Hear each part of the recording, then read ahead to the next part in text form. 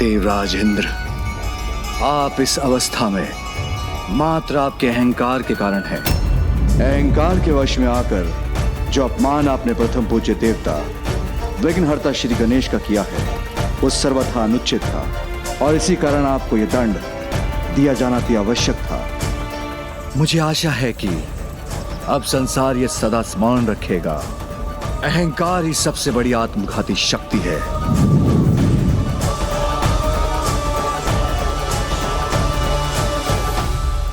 किंतु उस तेज का क्या हुआ जो प्रभु शिव शंकर शंभु के नेत्रों से प्रवाहित हुआ था? ऐसे तेज को अपने भीतर समाहित करने की क्षमता तो मात्र समुद्र देव में ही थी, इसलिए प्रभु ने उसे समुद्र की दिशा में ही भेजा था, जिससे कुछ समय उपरांत जलंधर का जन्म हुआ।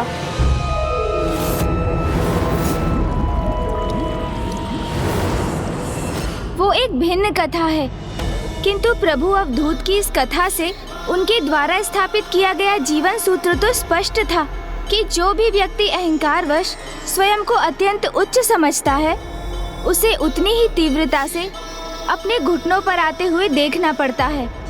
और तब भी यदि कोई अपनी भूल को समझ ना सके तो इसका एक ही अर्थ है कि उसकी आत्मा ही भस्म हो चुकी है और वो व्यक्ति आत्मविहीन, आत्मघाती जीवन व्यतीत कर रहा है। तो आइए अब हम प्रभु अवधूत की स्तुति कर उनके दर्शन की कामना करें। गौरीपुत्र नहीं,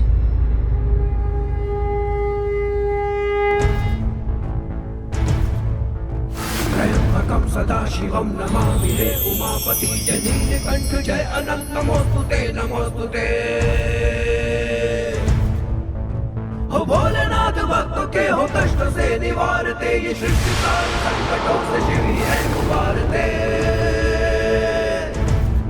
दर्शन प्रभु के करने को कैलाश इंद्र जब गए, अवधूत रूप ले शिव जी राह में अवतरित हुए। कारण विनाश का है अहंकार ये समझा दिया, सीख दे के इंद्र को शिव जी ने क्षमा किया। ओम नमः शिवाय, ओम नमः शिवाय, ओम नमः शिवाय, ओम नमः शिवाय, ओम नमः शिवाय, ओम नमः शिवाय, ओम नमः शिवाय, ओम नमः शिवाय।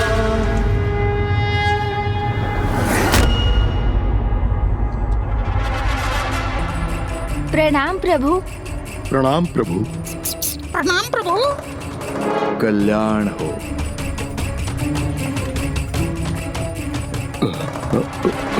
नागेंद्रहाराय त्रिलोचनाय भस्मांगरागाय महेश्वराय नित्याय शुद्धाय दिगंबराय तस्मै नकाराय नमः। मैं तो इनकी दृष्टि से प्रभु के आत्मलिंग को छिपा रहा था, किंतु ये तो स्वयं ही प्रभु अवधूत के समक्ष आ गया। सत्य सदैव उजागर हो जाता है लंकेश, वो कभी छिपा नहीं रहता। अहंकारी को उसका अहंकार उसकी वास्तविकता से परिचित कराता है, जिसके परिणाम स्वरूप कुछ ऐसे अहंकारी होते हैं जो उचित सीख प्राप्त कर स्वयं में परिवर्तन ले आते हैं, किंतु कुछ किसी भी सीख को प्राप्त करने में अक्षम रहते हैं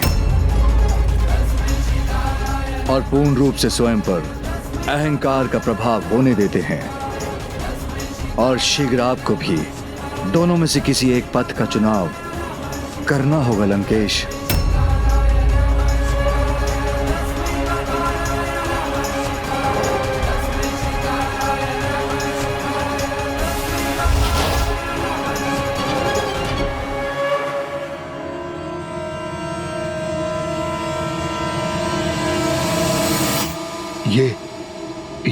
ये क्या कहा प्रभु अवधूत ने? क्योंकि लंकेश रावण तो सदा उचित मार्ग पे ही चलता है, इसलिए किसी को भी मेरी चिंता करने की कोई आवश्यकता नहीं।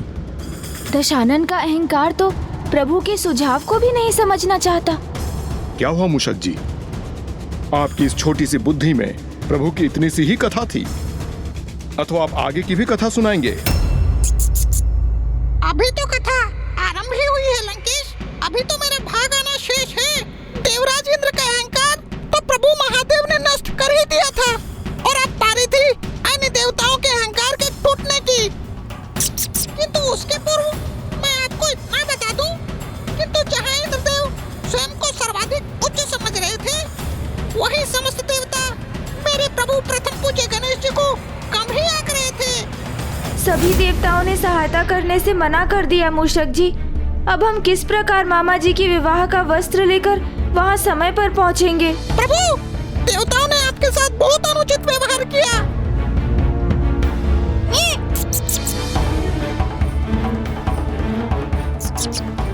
इन्होंने मेरे प्रभु का अपमान किया है, इसलिए अब वहाँ पहुँचकर भी न तो किसी को अग्र स्थान प्राप्त होगा और न ही प्रभु श्री हरि नारायण की आराधना आगे बढ़ सकेगी।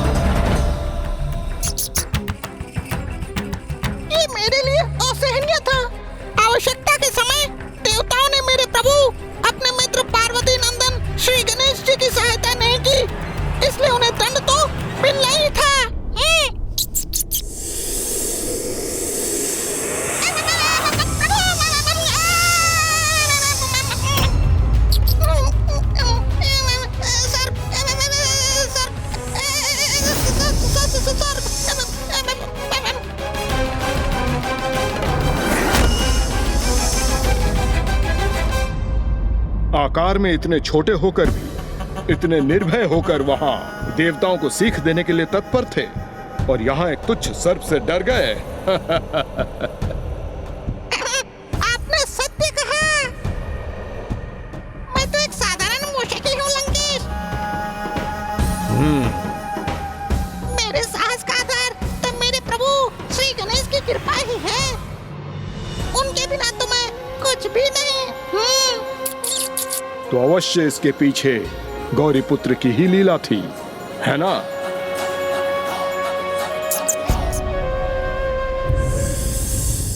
ये लीजिए लंकेश, जल ग्रहण कीजिए। ग्रहण कीजिए, जल तो ग्रहण कीजिए लंकेश। जिस प्रकार मेरे प्रभु आपको जलपान करवा रहे हैं, वैसे ही मैंने सभी शक्तिशाली देवताओं को जल पिला दिया था। ओहो, अभी मूषक जी तो उलझा ही देंगे। और लंकेश, वो समय कुछ ऐसा था जब मूषक जी अत्यंत ही भावावेश में बह चुके थे।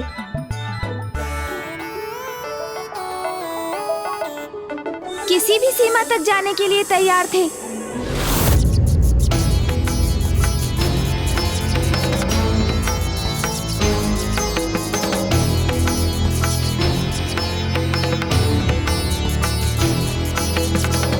कोई भी देवता मुझे अपने वाहन पर आरूढ़ कर अपने साथ नहीं ले जाना चाहते। ये मूषक जी अन्य मूषकों के साथ क्या करना चाहते हैं? मेरे प्रभु, अब आपको चिंतित होने की तनिक भी आवश्यकता नहीं, क्योंकि आपका ये मित्र आपका वाहन कुछ भी करेगा, किंतु आपको अवश्य देवताओं के पूर्व वहां पहुंचाएगा।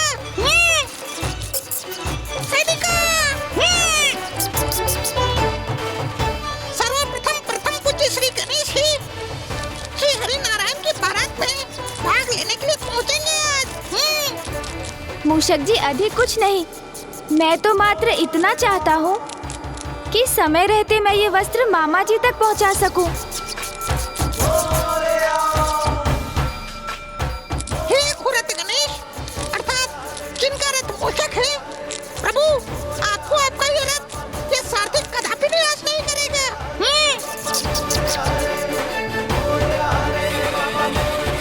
जय श्री गणेश।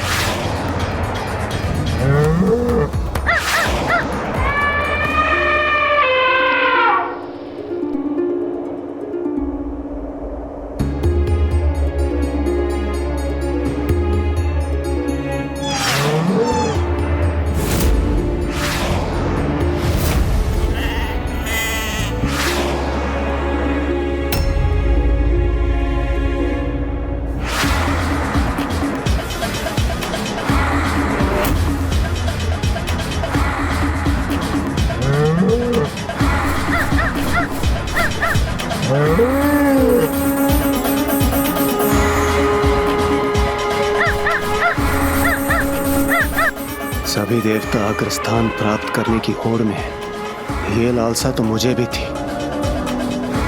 जिस कारण मैंने प्रथम पूज्य गणेश जी को अपने साथ नहीं लिया, जो कि बहुत बड़ी भूल थी। मुझे गणेश जी को अपने साथ लाना चाहिए था।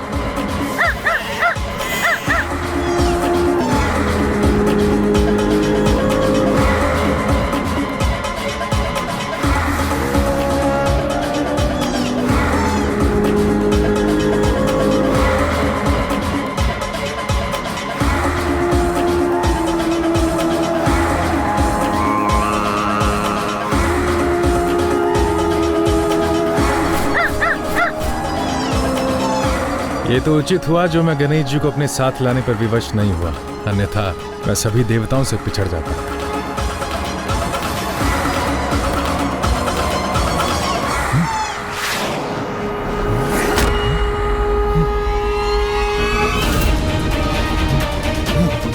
जल के बिना जीवन संभव नहीं और न ही शुभ कार्य हेतु कोई संकल्प संभव है। इसलिए अग्रस्थान पर तो मैं ही स्थापित होऊंगा, किंतु यदि गणेश जी को साथ लाता तो अवश्य पछड़ जाता।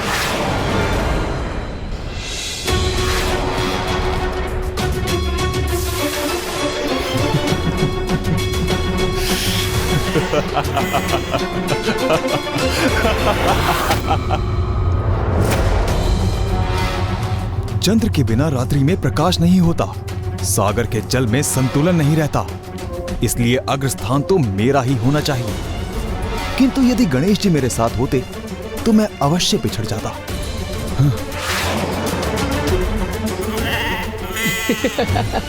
उचित किया मैंने जो गणेश जी को साथ नहीं लाया, अन्यथा सबसे अग्रणी कदापि नहीं रह पाता।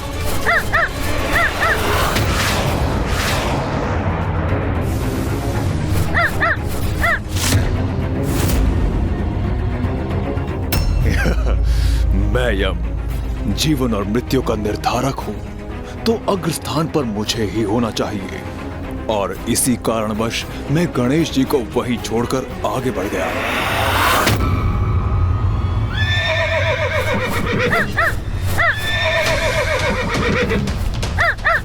मैं शनिदेव, इसीलिए गणेश जी को देखकर मैंने अपना मार्ग परिवर्तित कर लिया था। सभी के साथ उनके कर्मों के अनुसार न्याय करता हूँ, किंतु यहाँ तो न्याय तभी होगा जब अग्रस्थान मेरा होगा, कि कहीं उनके कारण मैं पीछे न रह जाऊं।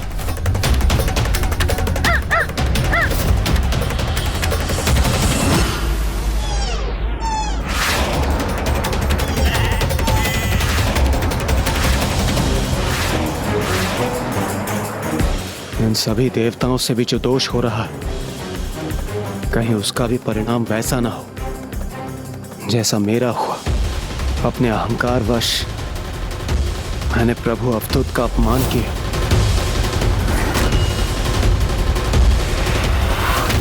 जिस कारण मुझे अपने घुटनों पर आने के लिए विवश होना पड़ा।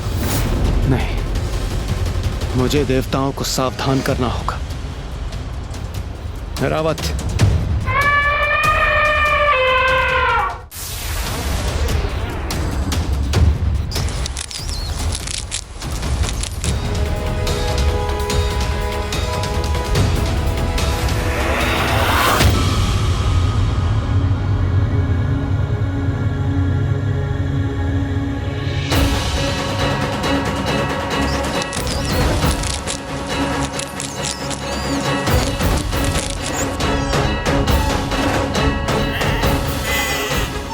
मुझे और तीव्र गति से बढ़ना होगा।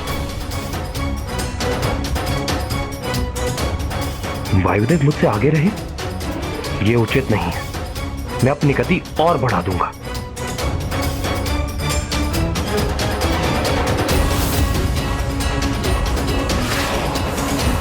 वायुदेव, वरुण देव कितने भी प्रयास कर लें, सर्वप्रथम वहां पहुंचूंगा तो मैं ही।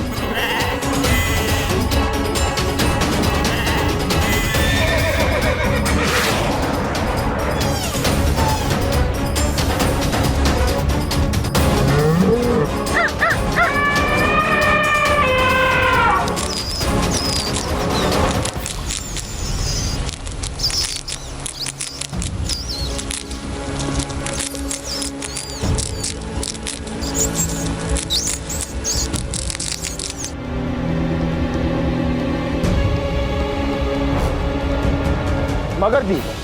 बस एक छलांग और लगाइए तो हम वायुदेव से आगे पहुंच जाएंगे।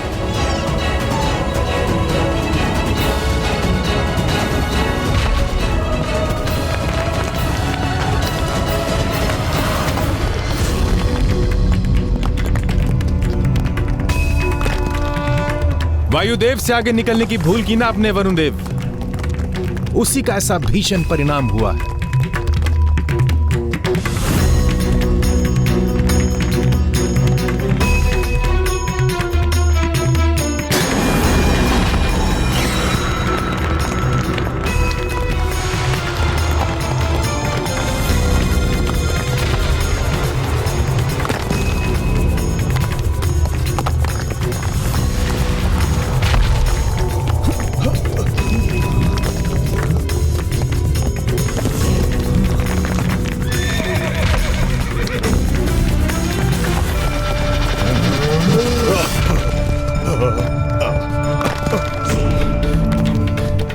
ये क्या? अब तो मेरे आगे की भूमि भी धंसती जा रही है।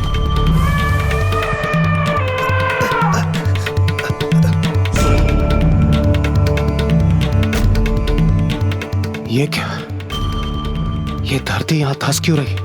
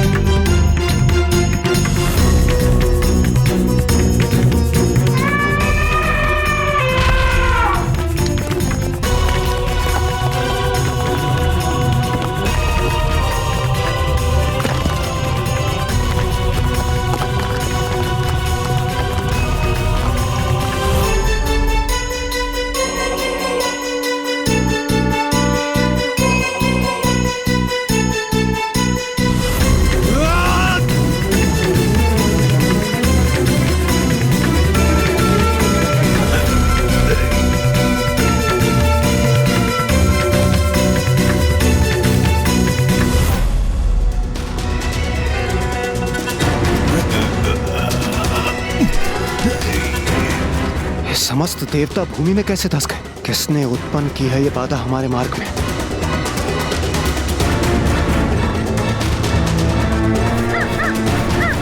कदाचित आज न्याय होगा और मैं ही पहुंचूंगा सर्वप्रथम प्रभु श्री हरि के निकट।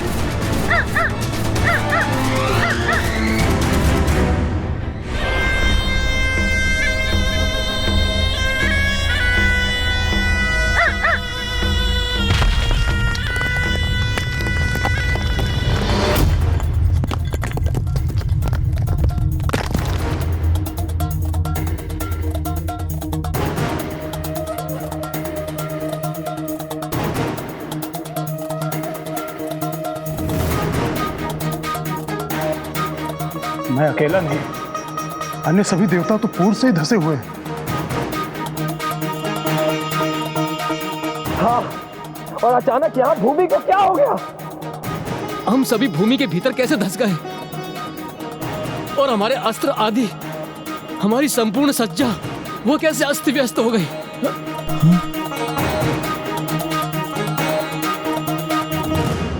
अब हम इस अवस्था में श्रीहरि विष्णु की बारात में भागीदार कैसे बनेंगे? किंतु हमारी ये अवस्था क्यों और कैसे हो गई?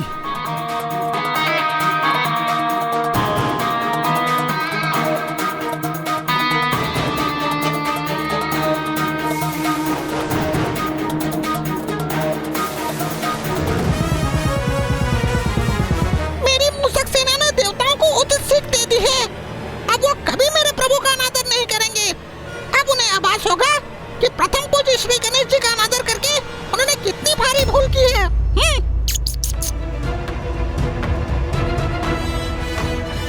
प्रभु श्री हरिनारायण के विवाह में ये कैसा विघ्न उत्पन्न हुआ है?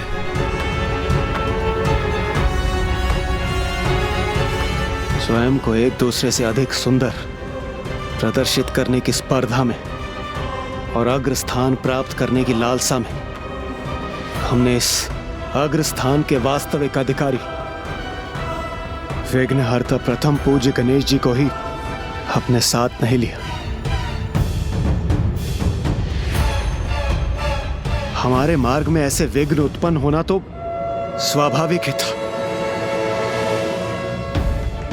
किंतु देवराज इंद्र, यदि गणेश जी पीछे रह गए तो हमारे कारण नहीं, अपितु उनके वाहन की गति के कारण।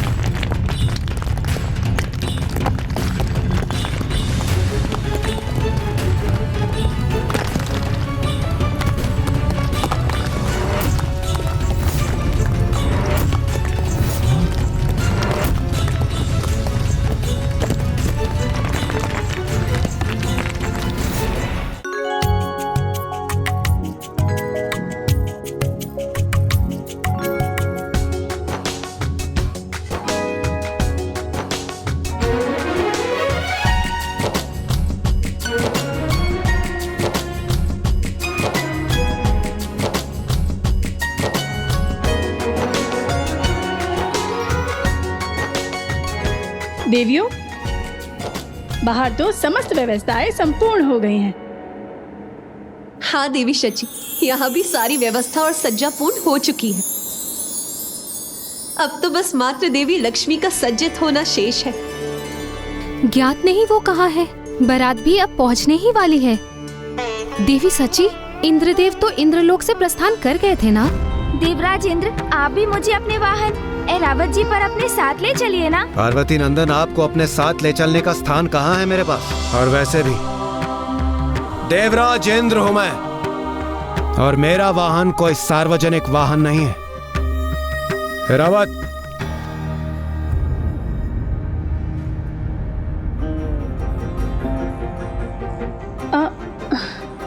मुझे तो देवगुरु बृहस्पति जी ने यही सूचना दी थी, किंतु देवी लक्ष्मी वो कहाँ हैं? कहाँ है देवी लक्ष्मी?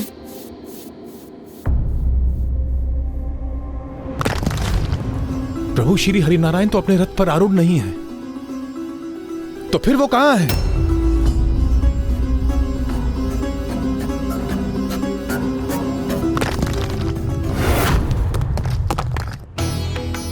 एक ओर तो सभी देवता भूमि में धसे हुए थे, और दूसरी ओर ना ही श्री हरिनारायण का पता था और ना ही देवी लक्ष्मी का। तो वो दोनों थे कहां? जहां उन्हें होना चाहिए था।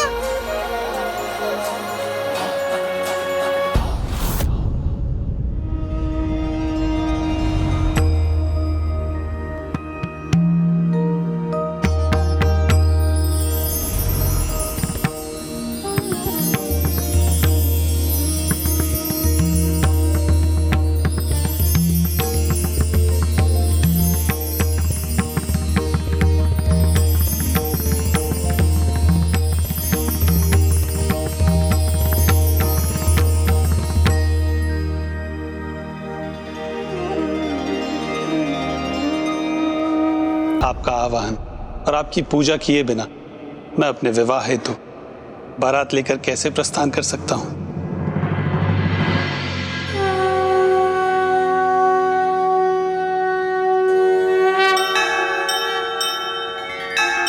हे हेरंब तो में ह्यो ही ह्यंबिका त्रयंबकात्मज सिद्धि बुद्धि पते त्रयक्ष लक्ष्य लाभ पितुः पितः नागस्यं नागहारं त्वं गणराजं चतुर्भुजं भूषितं स्वायुधोतव्यः पाशाङ्कुशपरश्वतः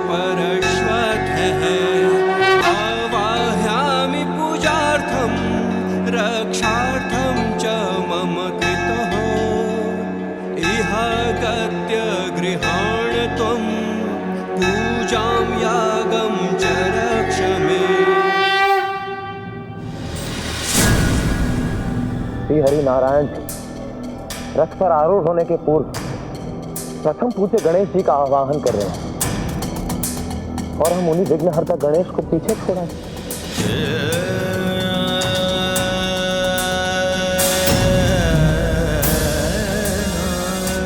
मुझे भी अपने वाहन मगर पर आरूढ़ कर अपने साथ ले चलिए। वो तो अपने शरीर से इतने दुर्बल है, फिर वो आपका भार कैसे संभाल सके। मुझे क्षमा कीजिए पार्वती नंदन। मैं तो आपके साथ वहाँ जाने का इच्छुक हूँ। देवराज इंद्र हूँ मैं, और मेरा वाहन कोई सार्वजनिक वाहन नहीं है। गणेश जी के निवेदन को अस्वीकार किया हमने, इसलिए हम इस अवस्था में पहुंचे जिससे हम अपना बचाव कर रहे थे। चंद्रदेव, मुझे भी अपने वाहन पर अपने साथ ले चलिए ना। गणेश जी के आकर्षण एवं रूप पर संदेह प्रकट किया, इसलिए ना तो हम विवाह में जाने हेतु आकर्षित रहे और ना ही हमें अग्रस्थान प्राप्त हुआ। हे रंब तो में ह्योहि ह्यंबिका त्रयंबकात्मज सिद्धि बुद्धि पते त्रयक्ष लक्ष्य लाभ पितुः पितः नागस्यम। मूषक जी, मैंने कहा था ना, मामा जी मुझे कदापि नहीं भूल सकते। देखिए, अब तो वो मेरा आवाहन भी कर रहे हैं।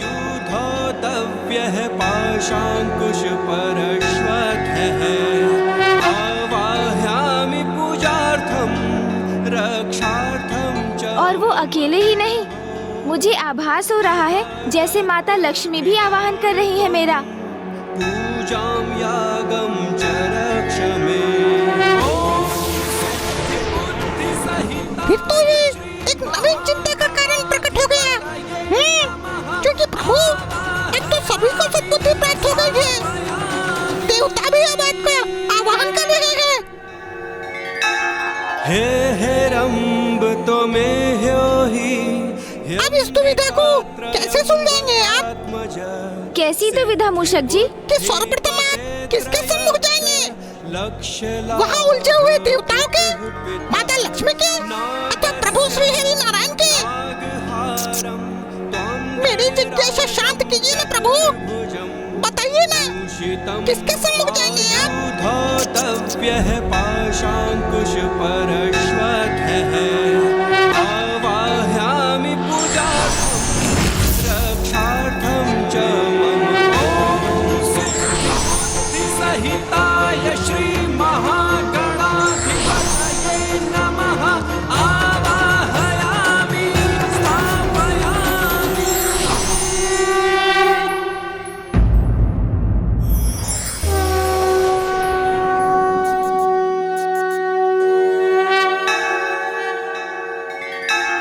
हे रंब तो में ह्योहि ह्यंबिका त्रयंबकात्मज सिद्धि बुद्धि पते त्रयक्ष लक्ष्य लाभ पितुः पितः।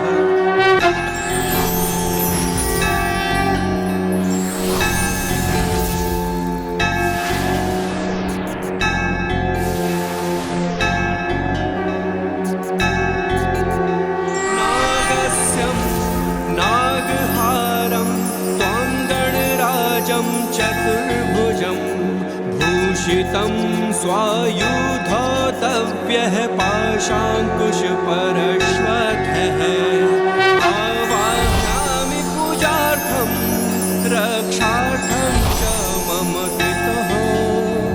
गृहागत्य गृहाण त्वं पूजां यागं च रक्ष मे। ॐ सिद्धिबुद्धि सहिताय श्री महागणाधिपतये नमः आवाहयामि स्थापयामि।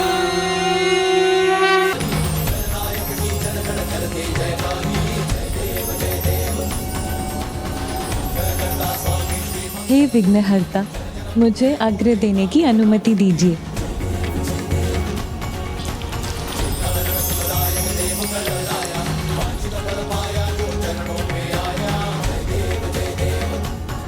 हे प्रभु, मैं आपको आचमनी अर्पित करता हूँ।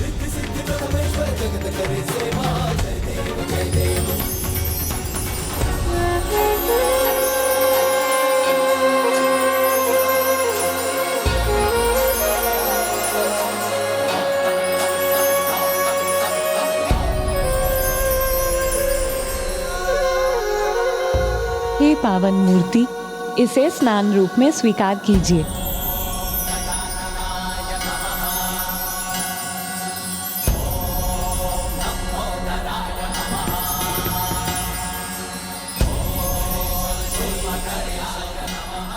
हे स्मृति दाता, मैं आपको ये वस्त्र अर्पित करता हूं।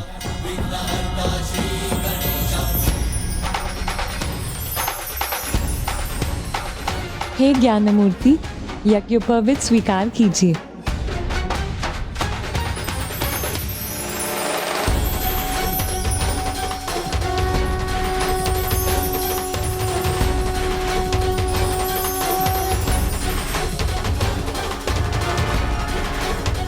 हे श्री गणेश, ये आभूषण ग्रहण कीजिए।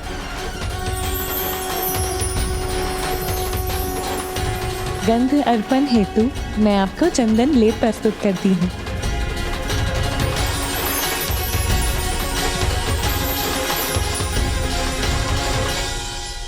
हे विघ्नहर्ता, अब पुष्प, दीप, धूप और नैवेद्य स्वीकार कीजिए।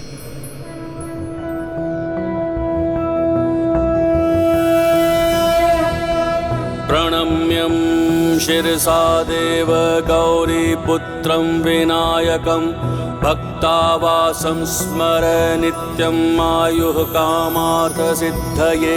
प्रथमं वक्रतुण्डं च एकदन्तं द्वितीयकं तृतीयं कृष्णं पिङ्गाक्षं गजवक्त्रं चतुर्थकं लंबोदरं पंचमं च षष्ठं विकटमेव च सप्तमं विघ्नराजेन्द्रं धूम्रवर्ण तथाष्टकं नवमं भालचन्द्रं च दशमं तु विनायकम् एकादशं गणपतिं द्वादशं तु गजाननं द्वादशैतानि नामानि त्रिसन्ध्ययः पठेन्नरः न चाविघ्नभयं तस्य सर्वासिद्धिकरं प्रभो।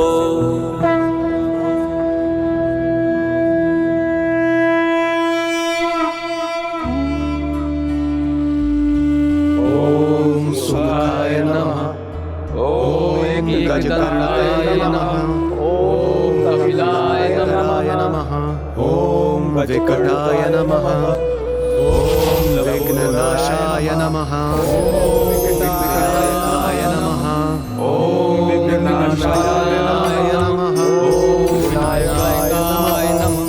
ओम गजाननाय नमः।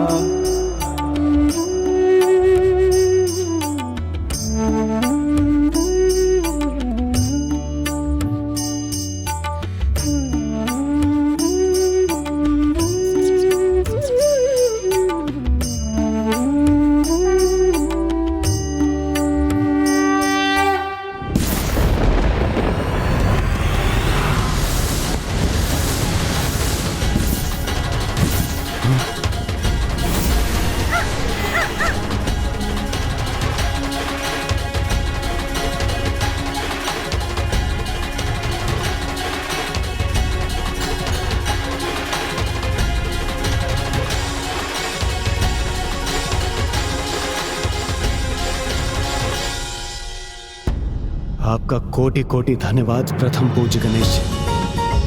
धन्यवाद प्रथम पूज्य गणेश जी। मुझे क्षमा कीजिए पार्वती नंदन, मुझे तो आपको पूर्व में ही आमंत्रित करना चाहिए था, क्योंकि मैं आपको अपने विवाह में भांजे के रूप में नहीं अपितु भगवान के रूप में आमंत्रित करना चाहता था। मैं तो आ भी गया मामा जी, और अपने साथ आपके लिए वस्त्र भी लाया हूँ।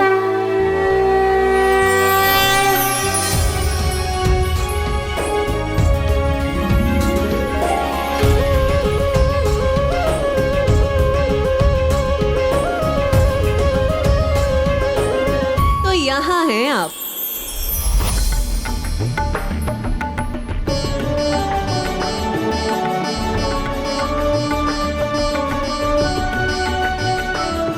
देवी लक्ष्मी, आप सज्जत कब होंगे? आपको ज्ञात भी है अब अधिक समय नहीं है, वहां से बारात प्रस्थान कर चुकी होगी देवी।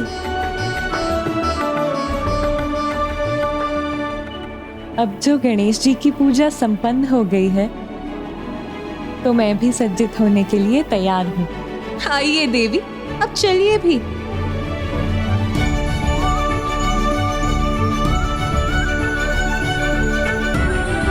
अब मैं ये वस्त्र धारण करके तैयार होता हूँ। उसके उपरांत मेरी बारात यहाँ से प्रस्थान करेगी।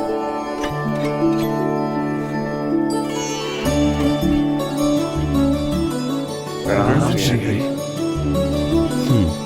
प्रणाम गणेश जी। प्रणाम गणेश जी।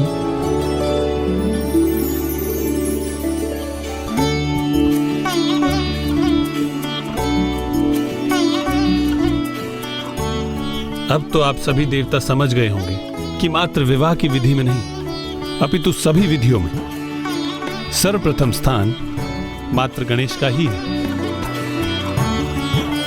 इसलिए इस पावन विधि का आरंभ करने के पूर्व हमें गणेश का आवाहन, उसकी पूजा और द्वादश नामावली से ही। श्री हरिनारायण ने प्रभु गणेश जी को अग्रस्थान प्रदान किया और संसार को उनकी द्वादश नामावली का महत्व भी समझाया कि किस प्रकार उनकी नामावली का पाठ करने से किसी भी कार्य में शुभता आती है।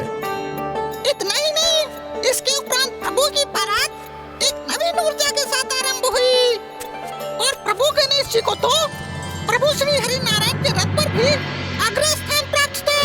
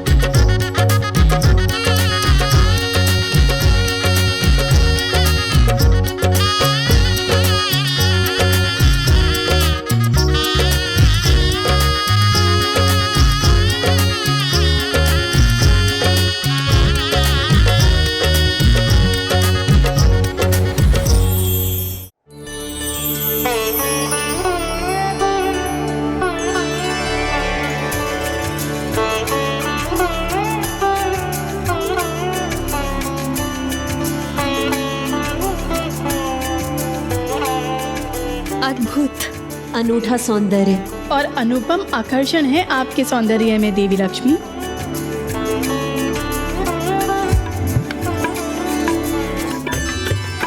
बारात आ गई और फिर प्रभु श्री हरिनारायण और माता लक्ष्मी का विवाह बड़ी धूमधाम से आरंभ हुआ और उस विवाह समारोह में कदाचित मेरे प्रभु गणेश जी सर्वाधिक आकर्षक प्रतीत हो रहे थे, इसलिए सभी का ध्यान मात्र मेरे प्रभु गणेश जी पर ही था। हाँ, किंतु पंच सुंदरियों का ध्यान तो कहीं और ही था। यहाँ से आगे की कथा मुझे ज्ञात है, जिससे आप दोनों अनभिज्ञ हैं। विवाह में तो कोई विघ्न नहीं आया, क्योंकि वहां विघ्नहर्ता गणेश जी उपस्थित थे। किंतु विवाह के उपरांत एक बड़ा विघ्न आने वाला था, जिसका बीज विवाह के समय ही रोपा गया था। और यह बीज बोने वाली और कोई नहीं, समुद्र मंथन में माता लक्ष्मी के समान समुद्र से उत्पन्न होने वाली पंच सुंदरियां थी। अर्थात अन्य शब्दों में कहूं तो वो स्वयं देवी लक्ष्मी की बहनें ही थीं।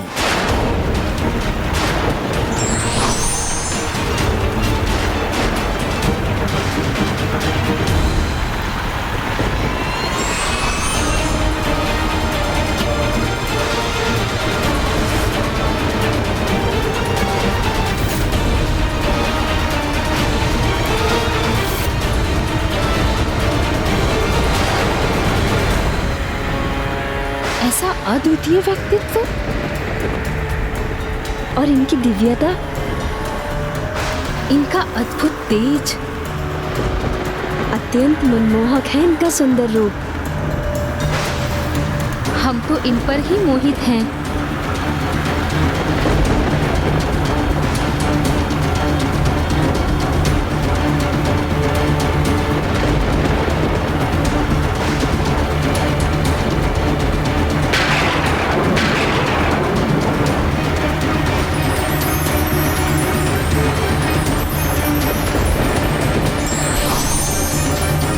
किंतु मुझे इस कथा का ये भाग ज्ञात नहीं।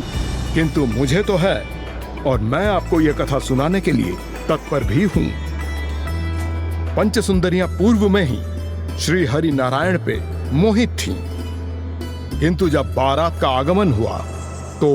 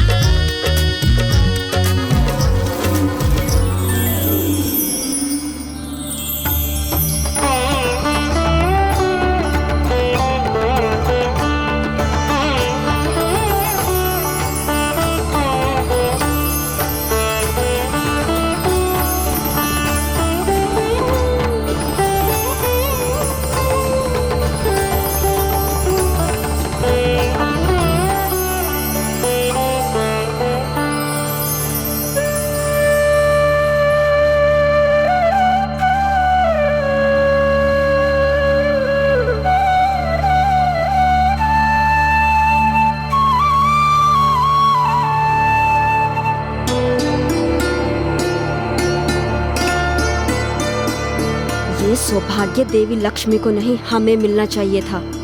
अन्याय हुआ है हमारे साथ, कदाचित ये अपमान है हमारा।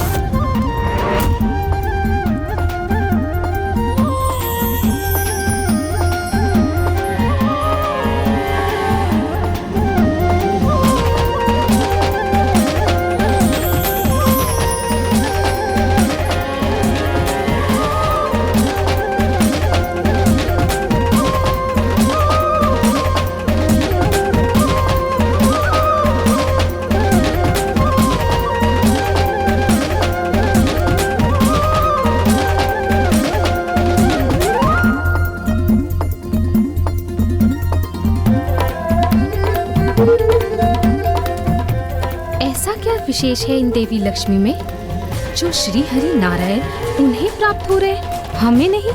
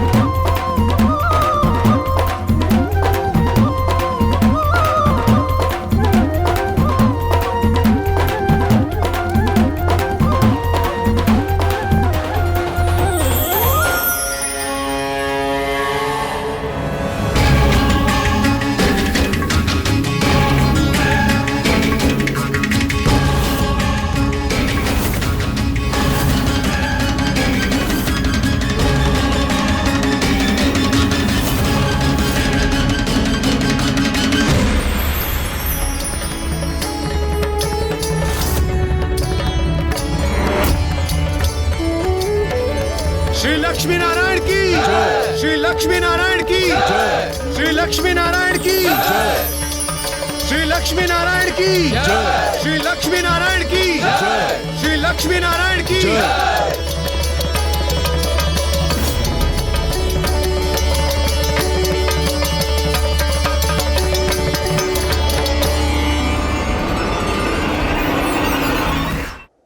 कितना अद्भुत पल था वो, जब प्रभु और माता पुनः लक्ष्मी नारायण रूप में एक साथ आए और वो पंच सुंदरियां उस अनूठे दृश्य को छोड़कर वहां से प्रस्थान कर गईं। ये तो अनुचित मोह और मात्सर्य का घातक संयोग था। वास्तव में यह संयोग तो सर्वाधिक घातक होता है गौरी पुत्र। यही सीख प्रदान करने के लिए तो प्रभु महादेव अपना अगला अवतार वृषभ अवतार लेने जा रहे थे।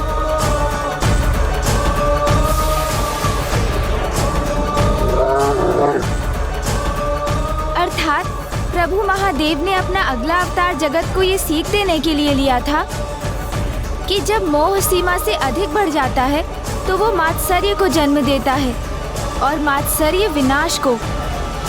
इसलिए उचित तो यही है कि मोह को उसके पूर्व ही त्याग दिया जाए। किंतु पंच सुंदरियां तो पूर्व में ही मोह से मात्सर्य को जन्म दे चुकी थी। श्री लक्ष्मी नारायण की जय। श्री लक्ष्मी नारायण की जय।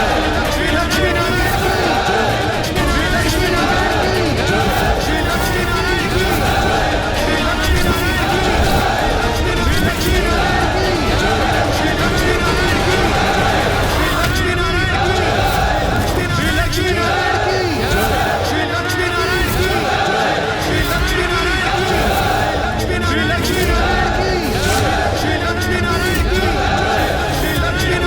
की जय। श्री लक्ष्मी नारायण की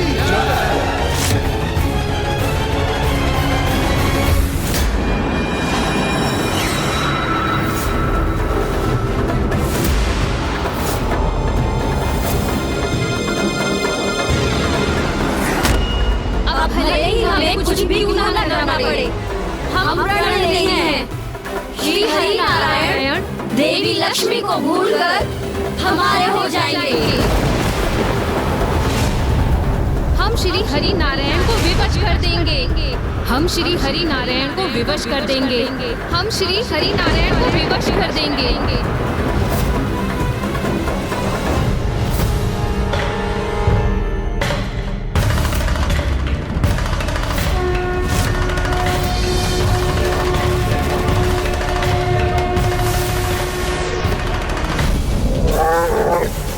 फिर क्या हुआ लंकेश? क्या किया उन पंच सुंदरियों ने? क्या वो प्रभु श्री हरि नारायण को पाने में सफल हुए? हाँ लंकेश, बताइए ना। गौरी पुत्र, एकमात्र तपस्या ही वो मार्ग है जिससे कोई भी सुफल, यहाँ तक कि स्वयं प्रभु को भी प्राप्त किया जा सकता है। हाँ लंकेश, किंतु वो तपस्या सत्य, निष्ठा और निस्वार्थ भाव से की जानी चाहिए, अन्यथा तपस्या का फल तो अवश्य प्राप्त होता है, किंतु वो फल अनुकूल प्रतीत होते हुए भी प्रतिकूल ही प्रमाणित होता है। किंतु पंच सुंदरियों ने तो अपने मनोवांछित फल प्राप्त करने हेतु ऐसा कुछ किया जिसकी कल्पना करने तक का साहस जुटाना भी अत्यंत कठिन है।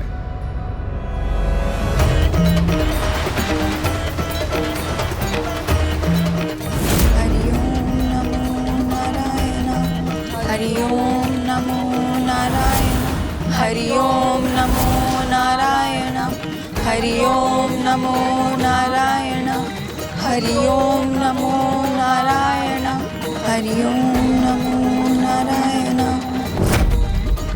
समय बीतता गया। सर्वप्रथम दिवस, फिर कुछ माह बीते, किंतु वो पांचों उसी प्रकार जल में स्थित रहकर निरंतर अपनी तपस्या में लीन रही और उन सहस्त्र छोटी मीन का आहार बनती रही। हरि ओम नमो नारायण, हरि ओम नमो नारायण, हरि ओम नमो नारायण, हरि ओम नमो नारायण। जब एक और अत्यंत बड़ा संकट उनकी ओर बढ़ने लगा।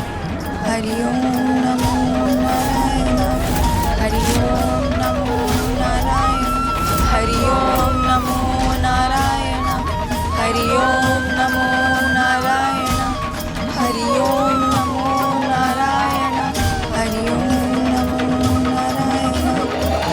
ओम नमो नारायण, हरि ओम नमो नारायण, हरि ओम नमो नारायण, हरि ओम नमो नारायण, हरि ओम नमो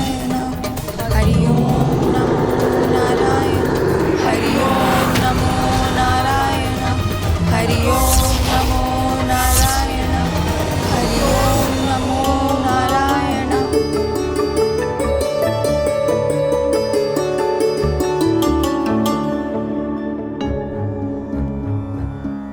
देवी लक्ष्मी, आज हम आपके लिए एक उपहार लाए हैं। मुझे ज्ञात है स्वामी। ज्ञात है?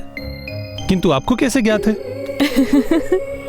क्योंकि हमारे विवाह के उपरांत से आप मुझे अनेकों उपहार दे रहे हैं, इसीलिए मुझे ज्ञात था कि आज आप अवश्य मेरे लिए कुछ लाएंगे। ये देखिए, आपके सर्वाधिक प्रिय पुष्प, मोगरे की माला।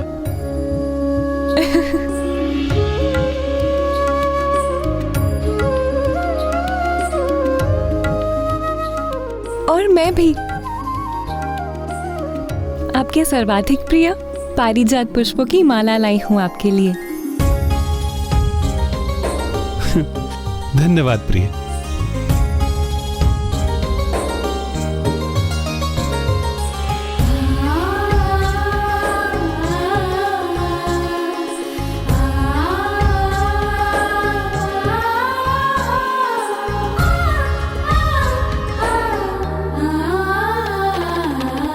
हाँ, अवश्य प्रिय।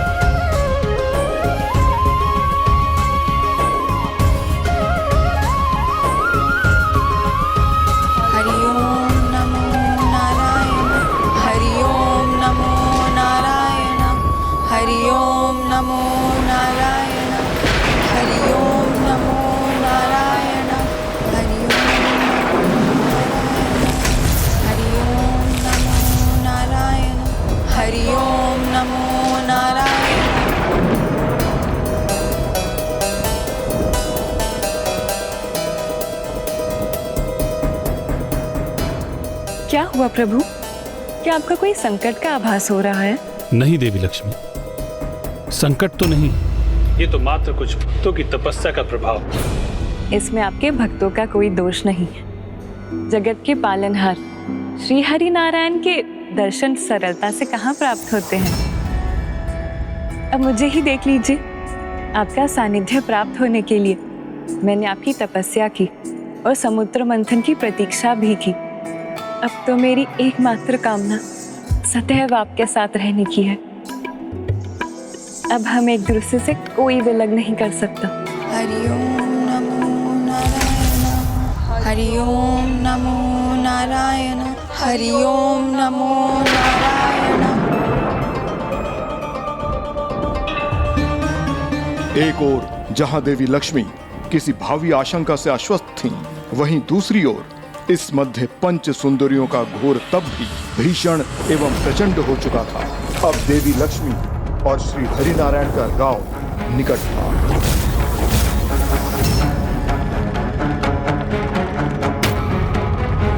नमो नारायण हरि ओम नमो नारायण हरि ओम नमो नारायण हरि ओम नमो नारायण। अर्थात मामा जी को तो आभास हो रहा था कि कुछ अनिष्टकारी घटित होने वाला है, किंतु माता लक्ष्मी ऐसी किसी संभावना से पूर्ण रूप से अनभिज्ञ थीं।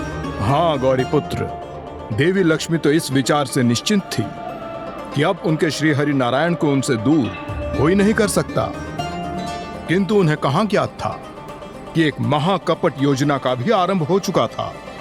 क्योंकि जैसे जैसे समय बीतता गया, पंच सुंदरियों की तपस्या और भी उच्च स्तर पर पहुंचने लगी।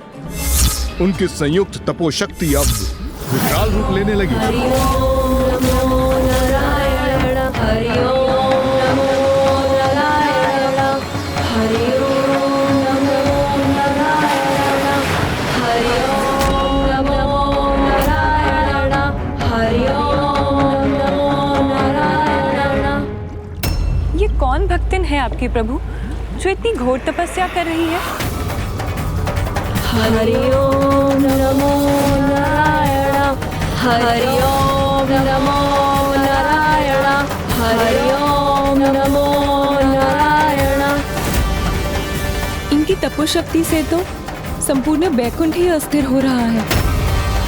हरि ओम नमो नारायण हरि ओम नमो नारायण हरि ओम नमो नारायण। अब आपको इन तपस्विनियों को दर्शन प्रदान करना ही चाहिए प्रभु। किंतु देवी लक्ष्मी, सभी भक्त मात्र दर्शन के लिए तपस्या नहीं करते,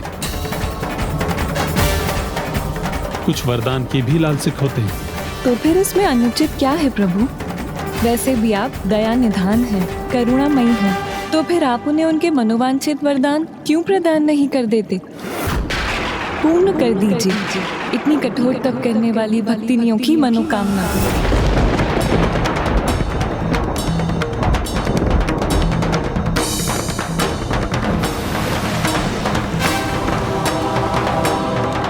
पूर्ण कर दीजिए इतनी कठोर तपस्या करने वाली भक्तिनियों की मनोकामना।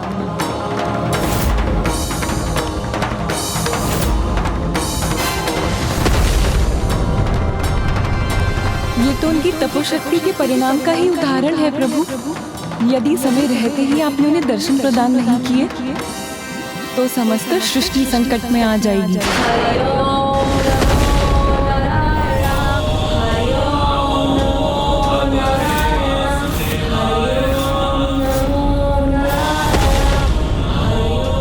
जाइए प्रभु,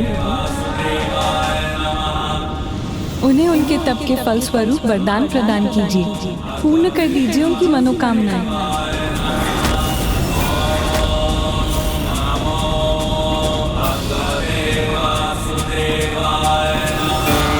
जाइए प्रभु।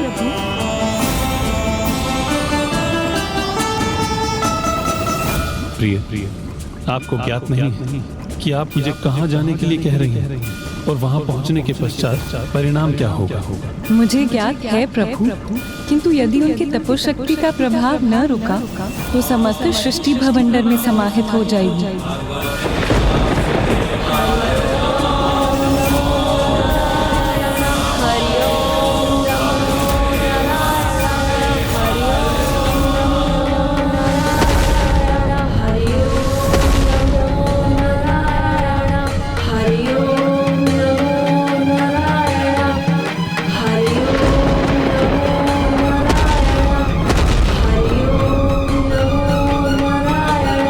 जाइए प्रभु,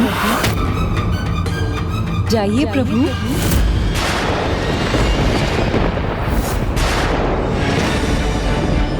जाइए प्रभु, उन्हें उनके तप के फल स्वरूप वरदान प्रदान कीजिए, पूर्ण कर दीजिए उनकी मनोकामनाएं।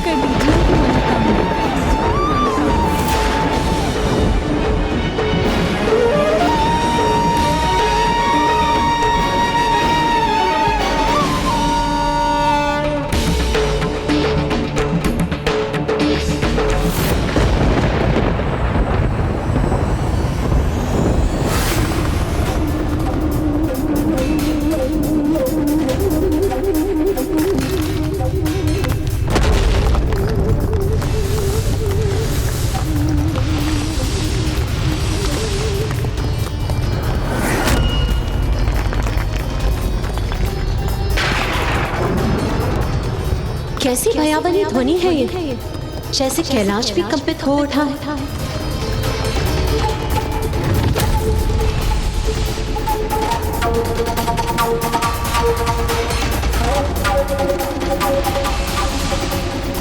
ये ब्रह्मलोक पर किसका कुप्रभाव है?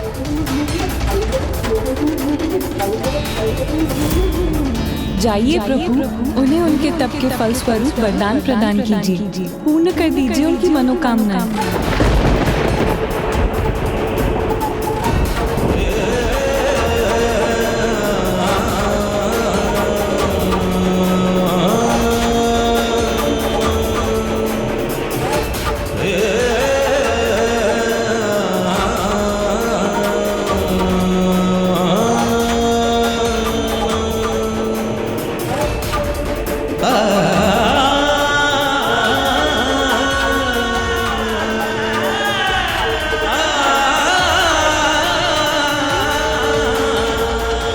अब मत रुकिए प्रभु, संसार पर छाई विपदा को रोकने के लिए जाइए प्रभु।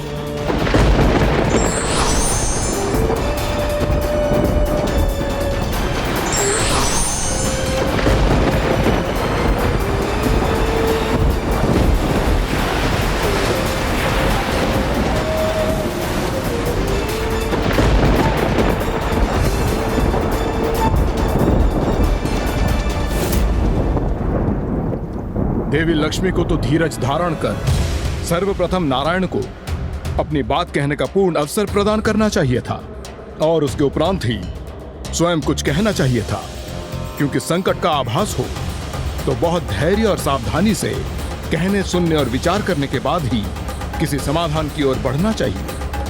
अन्यथा स्वयं भूल करने के साथ हम अपने अन्य प्रियजनों और सहयोगियों को भी अनुचित दिशा निर्देश देने की भूल कर बैठते हैं।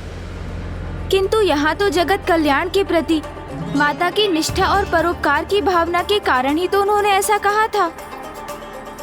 आपने उचित कहा गौरी पुत्र। दुर्भाग्यवश जिस प्रकार धनुष से छूटे बाण को लौटाना असंभव होता है, वैसे ही जीवा से निकले शब्द लौटाए नहीं जा सकते। माता के शब्दों के परिणाम स्वरूप नारायण तो सागर की ओर प्रस्थान कर चुके थे, और फिर वही हुआ जो कदापि नहीं होना चाहिए था।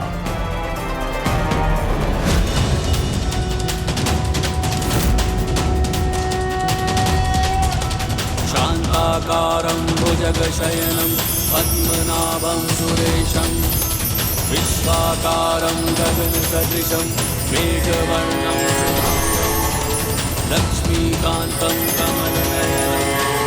देवी, आपकी तपस्या संपन्न हुई। मैं आप सभी के समक्ष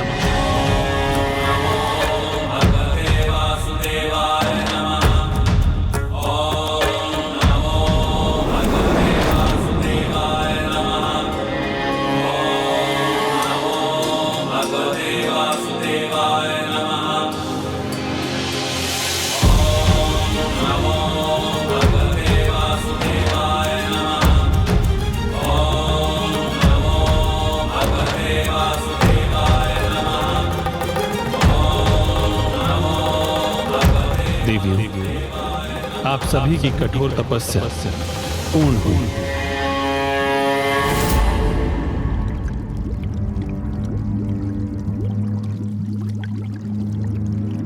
प्रभु, मैं चंपा सुंदरी, मेरे हाथों पुष्पांजलि स्वीकार कीजिए।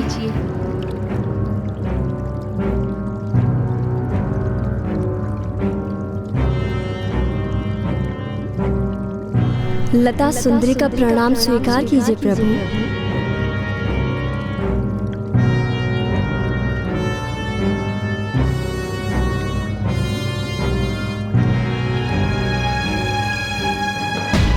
मैं पलाश सुंदरी आपके दर्शन पाकर मैं धन्य हो गई प्रभु। मुझ जपा सुंदरी को आपके ही दर्शन की लालसा थी प्रभु। इस कमल सुंदरी को भी आशीष देकर धन्य करने की कृपा करो प्रभु।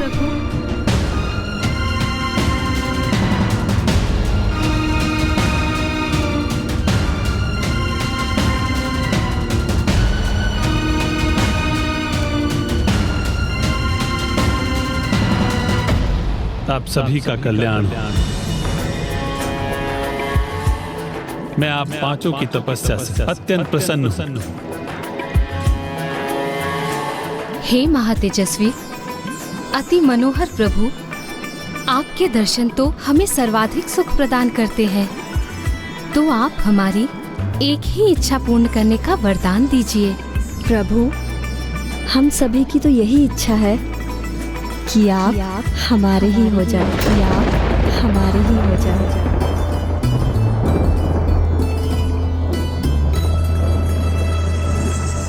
सृष्टि का पालनहार होने के नाते सृष्टि के सभी वासी मेरे ही तो हैं। आप सभी मेरे हैं और मैं आप सभी का तो हूँ, और आप सभी मेरे ही तो हैं। हे मनमोहना, ये हमारे लिए पर्याप्त नहीं है प्रभु।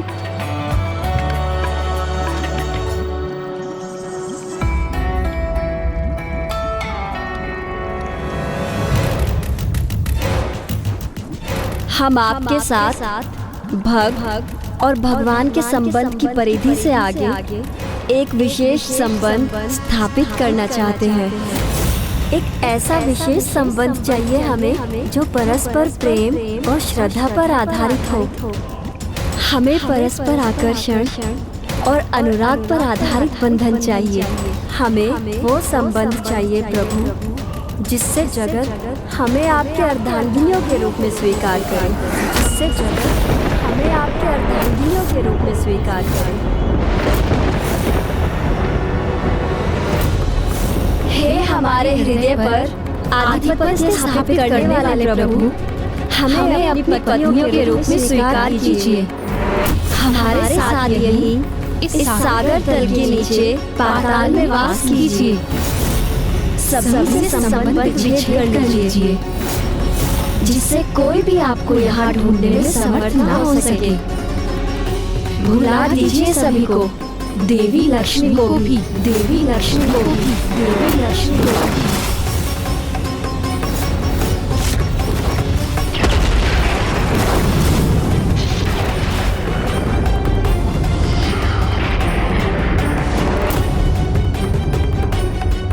मैं कब से प्रभु की प्रतीक्षा कर रही हूँ, वो अभी तक लौटे क्यों नहीं?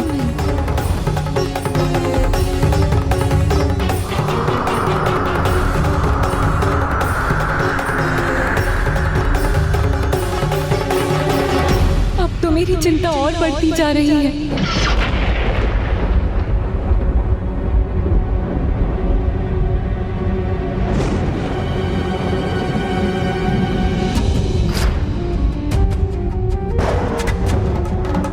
हे प्रभु, हमें तो आपके वरदान और उपकार स्वरूप बस इतना ही चाहिए कि आप हमें अपनी अर्धांगिनी के रूप में स्वीकार कीजिए। भुला दीजिए उन सभी को जो आपके मन में वास करते हैं। सब कुछ भूलकर आ जाइए हमारे पास, यहाँ तक कि देवी लक्ष्मी को भी। और इस प्रकार हमारे साथ आइए कि कोई भी आपको ना ढूंढ सके। यही हमारी इच्छा है, यही हमारी मनोकामना है प्रभु, जिसे पूर्ण करना मात्र आपके ही हाथों में है।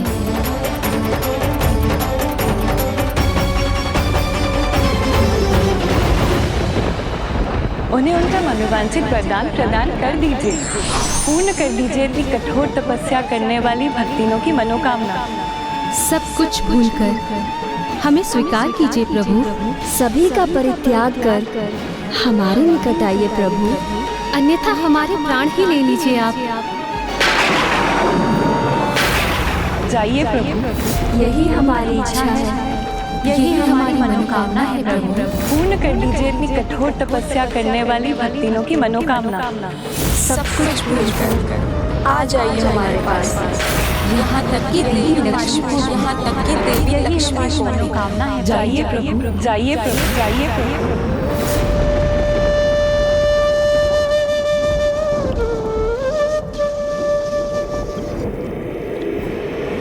तथास्तु, तथास्तु, तथास्तु, तथास्तु।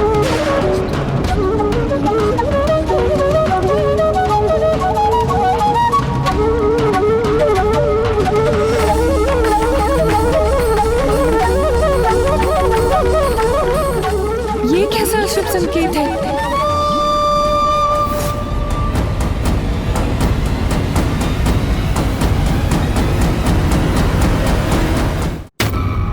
जैसे नारायण ने उन पंच सुंदरियों को तथास्तु कहकर उनका मनवांछित वरदान प्रदान किया, तो सर्वप्रथम उनके मन से देवी लक्ष्मी की स्मृतियां मिटने लगी।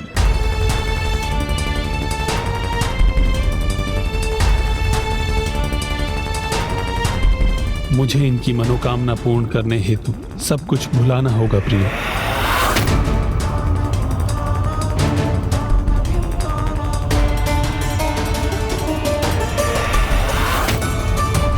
और मात्र देवी लक्ष्मी की ही नहीं, किंतु जिनसे भी नारायण का कोई भी संबंध था, उन सभी की स्मृतियां उनके मन से मिटने लगी थी।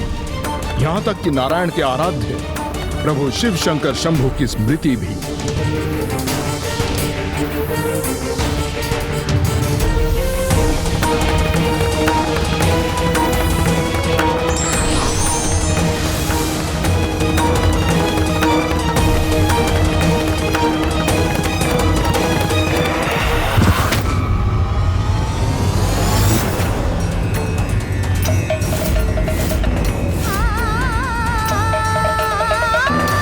अवश्य कुछ अशुभ घटित हो रहा है, अन्यथा प्रभु के न आने और फिर ऐसे अशुभ संकेतों के उत्पन्न होने का भला क्या अर्थ है?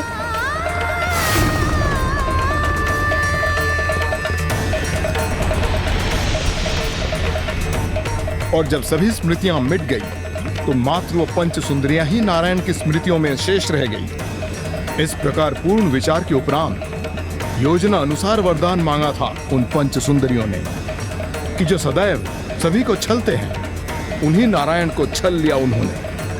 हे करुणा निधान, क्या आप हम पांचों से विवाह करने के लिए तैयार हैं? मैं आप सभी से विवाह हेतु प्रस्तुत हूं।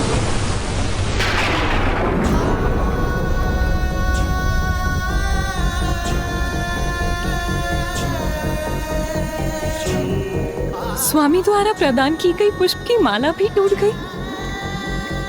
ये क्या हो रहा है? निरंतर ऐसे अशुभ संकेत क्यों प्रकट हो रहे हैं? स्वामी अभी तक क्यों नहीं लौटे?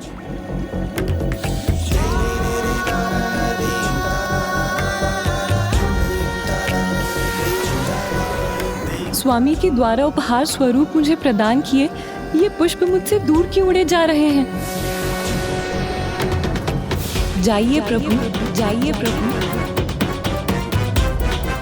नहीं, ये मैंने क्या कह दिया प्रभु से? जाइए प्रभु, ये क्यों कहा माता ने? उन्हें तो ये कहना चाहिए था कि शीघ्र जाकर शीघ्र लौट कर आइए प्रभु। शब्द तो अत्यंत शक्तिशाली होते हैं, इसलिए शब्दों का सदैव सटीक प्रयोग करना चाहिए, क्योंकि मुख से निकले शब्द मन में उपजा किसी अशुभ का भय और मन की गहराई से दिए जाने वाले शुभाशीष अथवा अभिशाप कभी भी प्रत्यक्ष रूप में हमारे समक्ष प्रस्तुत हो जाते हैं। देवी लक्ष्मी तो अत्यंत सकारात्मक थी। इतने अशुभ संकेतों के उपरांत भी उन्हें तो दृढ़ विश्वास था कि उनके नारायण अवश्य लौट कर आएंगे। इसलिए वो तो उनके लौटने की पूर्ण आशा में उनकी प्रतीक्षा कर रही थीं, किंतु श्री हरि नारायण लौटे नहीं।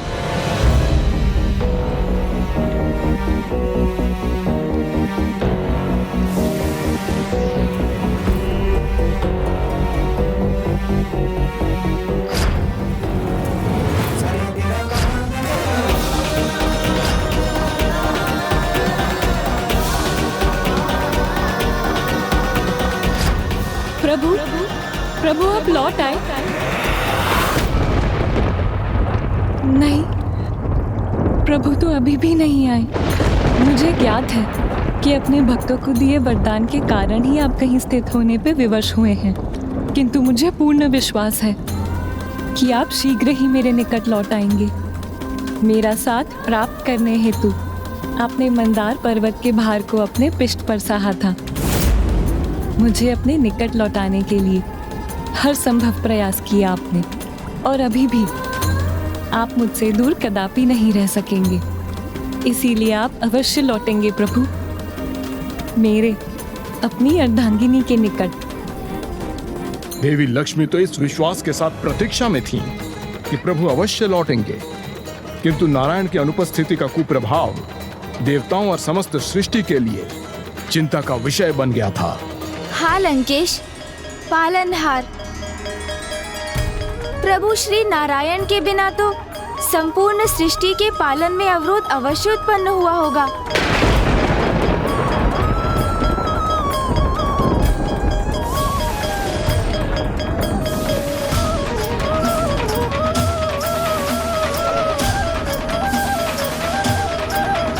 और इसी के विचार से समस्त देवता भी अत्यंत व्यथित होंगे, क्योंकि जगत के पालनहार प्रभु श्री हरि नारायण के बिना तो वो भी सृष्टि की रक्षा हेतु अपनी शक्तियों का प्रयोग नहीं कर पा रहे होंगे।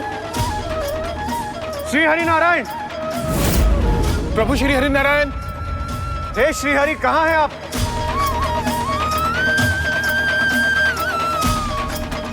आपने सर्वथा उचित कहा गौरी पुत्र, किंतु सृष्टि देवता और देवी लक्ष्मी की ही नहीं, अपितु मेरे प्रभु शिव शंकर शंभु भोलेनाथ को भी नारायण की अनुपस्थिति का आभास होने लगा था।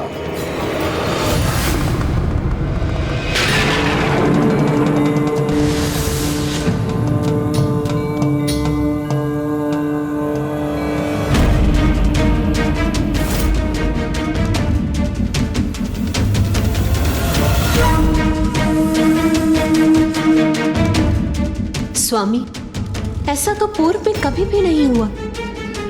फलित होने वाले वृक्ष भी अपने पत्र खो रहे हैं। स्वामी, ऐसा प्रतीत हो रहा है जैसे सृष्टि के पालन का क्रियाकलाप सुचारू रूप से नहीं हो रहा है।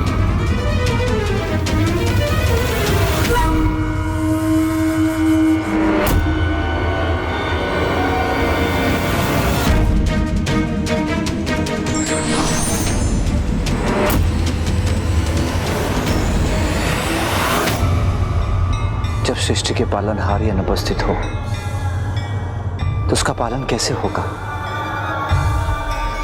किंतु आप चिंता मत कीजिए, मैं उन्हें अवश्य ढूंढ लूंगा।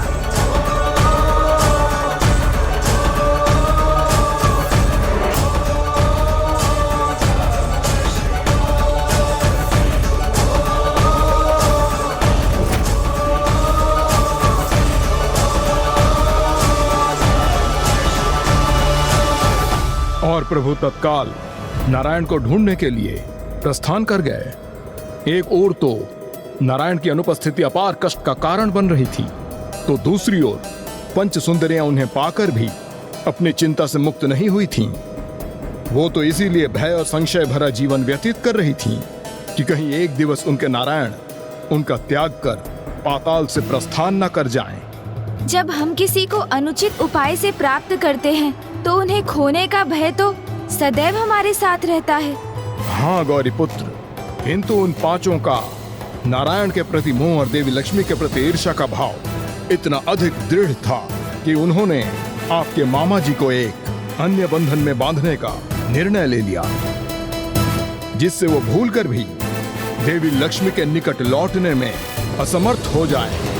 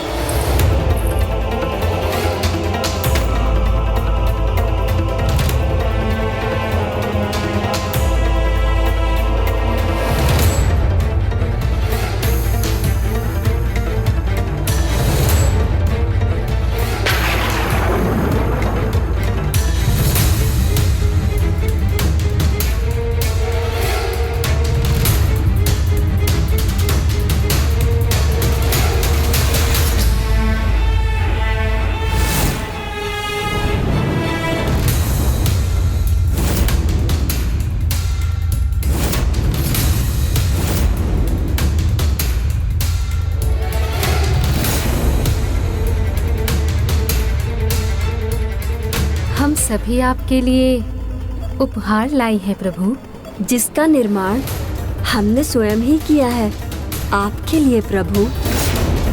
और यदि ये आपको प्रियकर प्रतीत हुआ तो आप हमें वे उपहार प्रदान करेंगे जो हमें सर्वप्रिय है।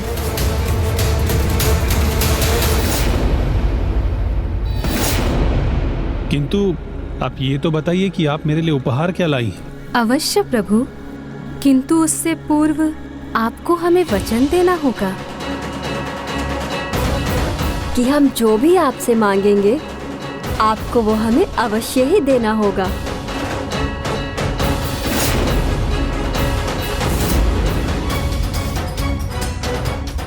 उचित है, मैं वचन देता हूं।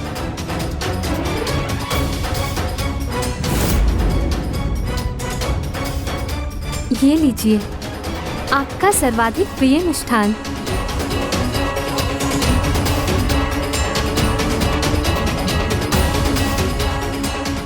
एक अत्यंत विशेष पीला ओढ़ना।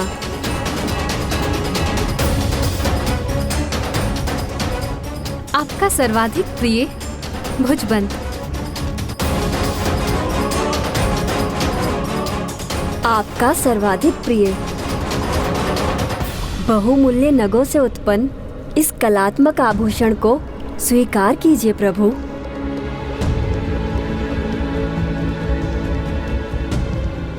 आपका सर्वाधिक प्रिय परिजात के पुष्पों की माला।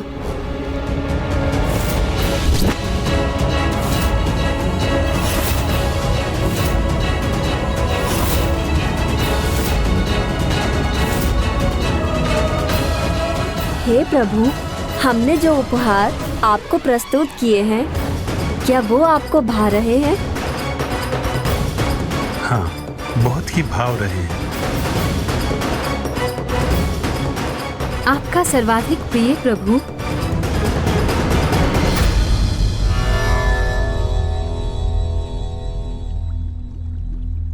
आप सभी अपनी इच्छा तो व्यक्त कीजिए। आप सभी को मुझसे क्या चाहिए? संतान, संतान, संतान।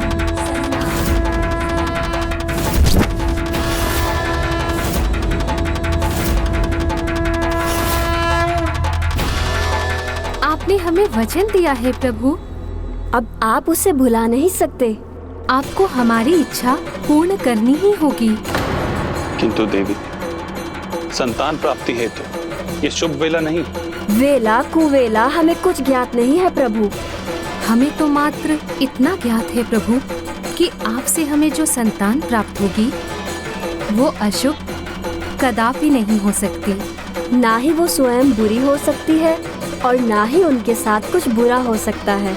इसलिए हमें हमारा अधिकार दीजिए प्रभु। हम आपकी संतानों की माता बनना चाहते हैं।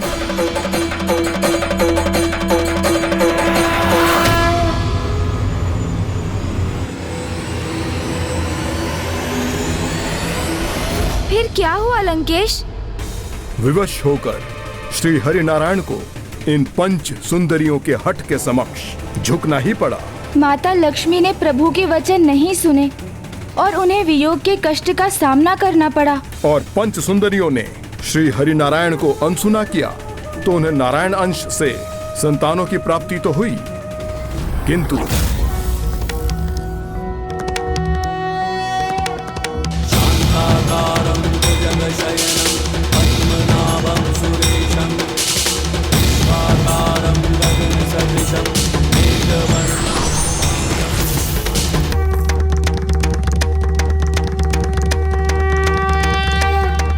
लक्ष्मीकान्तं कमलनयनं योगिरजध्यानगम्यं वन्दे विष्णुं भव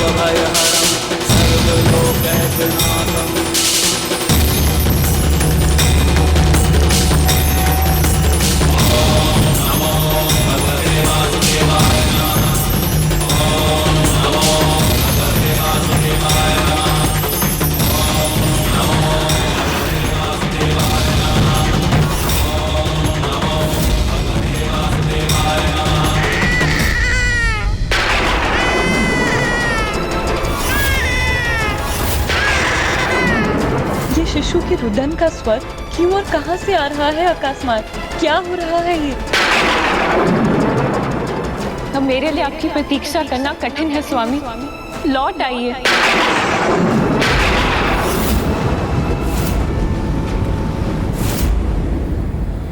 नारायण,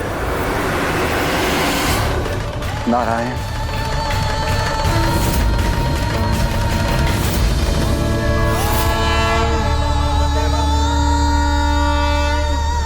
तब एक ओर प्रभु शिव शंकर शंभु उन्हें ढूंढने में असमर्थ हो रहे थे और दूसरी ओर देवी लक्ष्मी के धैर्य का बांध टूटने पर वो भी ये समझने में असमर्थ हो रही थी कि वो अब करें तो क्या करें।